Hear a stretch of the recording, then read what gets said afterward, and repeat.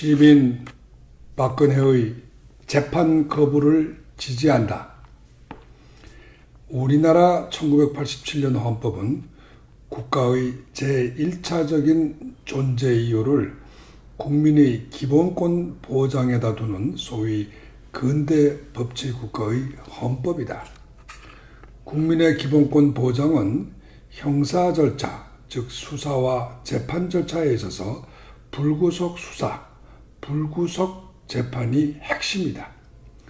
범죄 혐의만 가지고 선량한 시민을 구속부터 시켜서 외부와 단절시켜 놓고 천천히 자백이 나올 때까지 불러서 조지는 소위 선구속 후 수사, 선구속 후 재판은 전 근대적인 사법이다. 근대 민주 법치국가냐 아니냐를 판가름하는 기준이 바로 수사와 재판을 구속 상태에서 하느냐 아니면 불구속 상태에서 하느냐에 달려 있다고 해도 과언이 아니다. 물론 아주 위험한 강력 범죄라든가 상습적인 폭력범이라든가 주거가 없는 사람이라든가 전에 증거인멸을 시도한 전과나 전력이 있다든가 도주를 시도한 증거가 있다거나 하는 특별한 사정이 있는 경우에는 예외적으로 구속을 하고 수사, 재판을 할 수밖에 없다. 그래서 우리나라 형사소송법은 외국의 입법례를 따라 주거 부정, 증거인멸, 도주 우려 이 세 가지를 예외 사유로 규정한 것이다. 이런 예외적 사유가 없는데도 구속 상태에서 수사, 재판하는 것은 헌법이 보장한 국민의 인권을 침해하는 것이다. 헌법 용어로는 무죄 추정의 원칙에 반하는 것이다. 예외적 사유가 있느냐 여부는 검사나 법관이 자유심증으로 결정하는 것이 아니다. 일반 시민이면 누구나 객관적으로 확인할 수 있는 합법적인 소명자료가 있어야 한다. 구속사유에 대한 아무런 객관적 소명자료도 없이 검찰이 구속의 평등이라는 해괴망측한 공산주의식 평등 논리로 시민 박근혜를 구속한 것이 지난 2017년 3월 31일이다. 17일간 구속수사한 끝에 검찰 나름으로는 재판에서 이길 증거가 넘친다고 자신하여 뇌물 혐의 등 18개의 범죄 혐의로 재판을 신청, 즉 기소한 것이 2017년 4월 17일이다. 그동안 피고인을 구속시켜 놓고 검찰이 일방적으로 자기에게 유리한 증거조사, 즉 수사를 실컷 하였으니까 이제는 피고인을 풀어주고 마음대로 반증, 변소할 기회를 주어야 공평하다. 그러자고 재판을 하는 거고 중립적인 법관이 필요한 거다. 그런데 이번에는 판사가 공정한 재판을 위해서라는 이유로 구속을 하였다. 2개월마다 연장하여 법이 허용한 최장 구속기간인 6개월, 즉 180일을 꽉 채웠다. 판사가 재판을 내세워 구속한 것은 장장 180일로 검사보다 10배나 더 길다.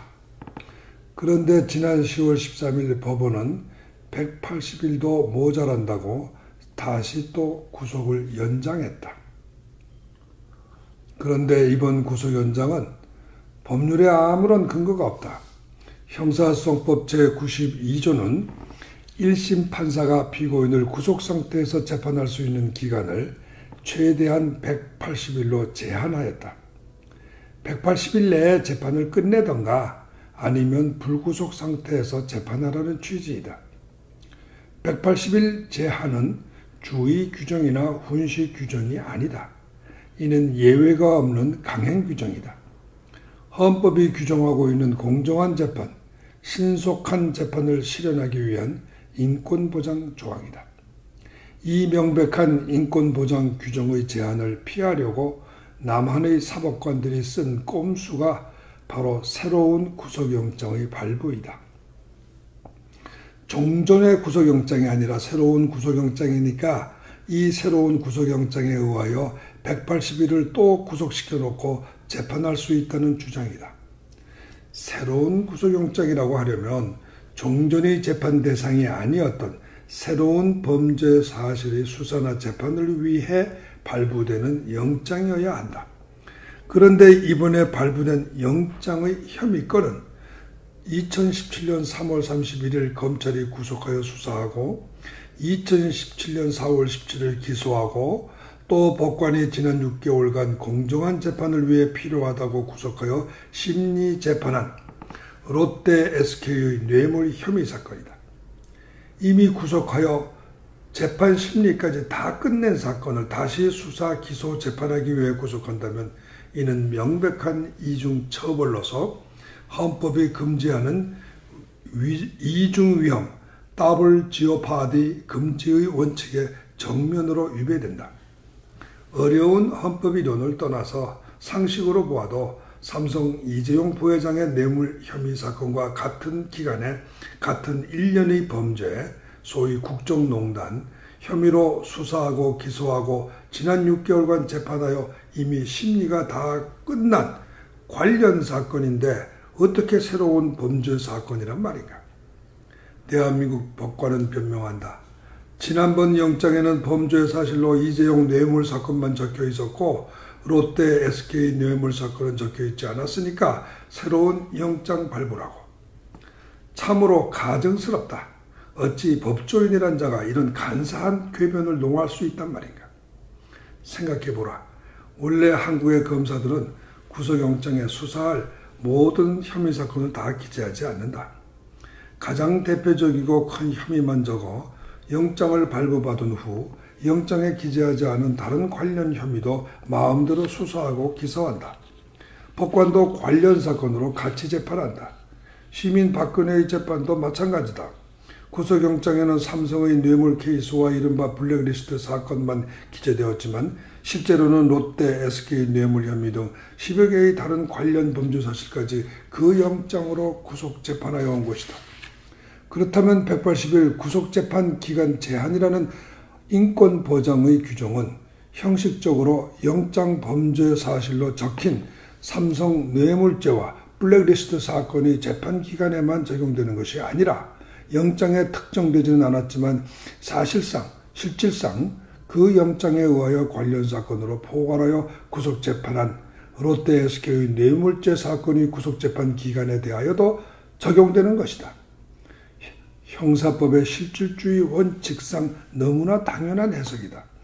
그런데 대한민국 법관의 해석은 정반대이다. 롯데 SK 사건은 형식상 영장 기재 범죄 사실에 기재되지 않았으니까 실질과 관계없이 영장 기재 사실만 고치면 새 영장으로 보아 시민 박근혜를 180일간 더 구속하여 재판할 수 있다는 것이다. 자기들 편리대로 어떤 때는 포괄하여 한 영장이고 어떤 때는 분리하여 다른 영장이다. 그야말로 엿장사 마음이다. 이런 논리대로 한다면 앞으로 180일 뒤에는 다시 구속영장에 기재되지 않았던 다른 사건의 죄명을 넣어서 새로 구속영장을 발부하여 180일을 또 구속재판할 수 있고 계속 이렇게 반복하면 1심만 몇 년을 구속시킨 상태에서 재판할 수 있다. 2심, 3심도 이렇게 하면 피고인이 감옥소에서 죽을 때까지 구속시켜 놓고 재판할 수 있다는 이야기가 된다. 그러면 형사소송법 제92조의 180일 구속재판 기간 제한 규정은 무슨 의미가 있는가? 피고인의 인권이나 무죄 추정의 원칙은 안중에 없다. 검찰, 법관 자기들 편의만 생각한다.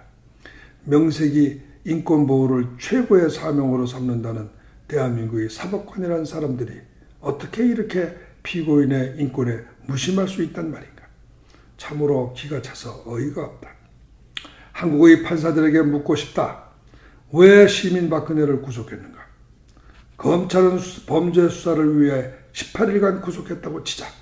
그러면 법관 당신들은 무엇을 위해서 시민 박근혜를 180일간 구속했는가? 아니 그것도 모자라 몇 년을 더 구속시키려 하는가? 보나마나 공정한 재판을 위해서라고 앵무새처럼 되풀이하겠지. 정말 그런가? 양심에 손을 얹고 말해보라. 구속 재판을 하면 공정한 재판이 되고 불구속 재판을 하면 불공정한 재판이 된단 말인가? 지나가는 소가 들어도 웃을 일 아닌가? 박근혜 대통령은 우리나라 정치인으로서는 아주 드물게 아무 전과가 없는 사람이다. 이 나라의 정치인 중에 전과 없는 사람이 과연 몇 명이나 될까? 주거가 서울 삼성동에 확실히 있는 사람이다. 도주를 하려고 시도하였다는 어떠한 소명자료도 없다. 증거를 인멸하려고 시도하였다는 어떠한 소명자료도 없다. 도대체 무슨 근거로 도주나 증거인멸이 우려가 있단 말인가?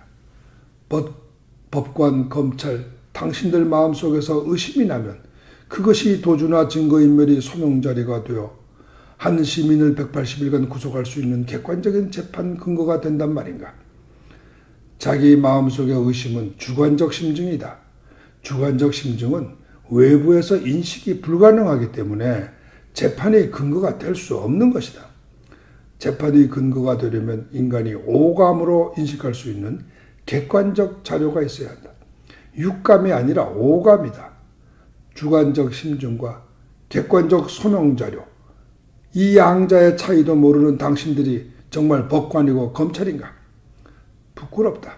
주관적 심증과 객관적 소명자료의 차이도 구별하지 못하는 사람. 180일 구속기간 제한의 법리도 이해하지 못하는 사람. 불구속 재판의 원칙, 무죄 추정의 원칙, 이중위험 금지의 원리도 이해하지 못하는 사람. 이들이 민주법치국가 대한민국의 사법관들이라니. 이들이 법관, 검찰의 탈을 쓰고 정치, 언론 권력의 시녀가 되어 무고한 시민들의 인격과 신체를 마구 짓밟는다니. 법관의 양식을 못 갖춘 사람은 민주법치국가 대한민국의 법관이 될 자격이 없다. 민주국가의 시민에게는 사법관의 자격이 없는 사람으로부터 수사나 재판을 받을 의무가 없다. 오죽하면 인내의 화신, 법치의 화신인 시민 박근혜가 더 이상 법관을 신뢰할 수 없다고 재판을 거부하겠는가? 변호인들까지도 변론을 거부하겠는가? 시민 박근혜와 변호인단의 재판 거부는 정당한 저항권 행사이다. 그러기에 나는 이들의 재판 거부를 전적으로 지지한다. 우리 모두 일어나 자격 없는 법관, 검찰들의 전원 사퇴를 요구하자. 탄핵을 외치자. 사법혁명을 외치자. 시민 박근혜 만세! 법치 대한민국 만세! 2017년 10월 16일 김평우 변호사, 전 대한변호사 협회회장, 탄핵을 탄핵한다. 한국의 법치주의는 죽었다. 저자.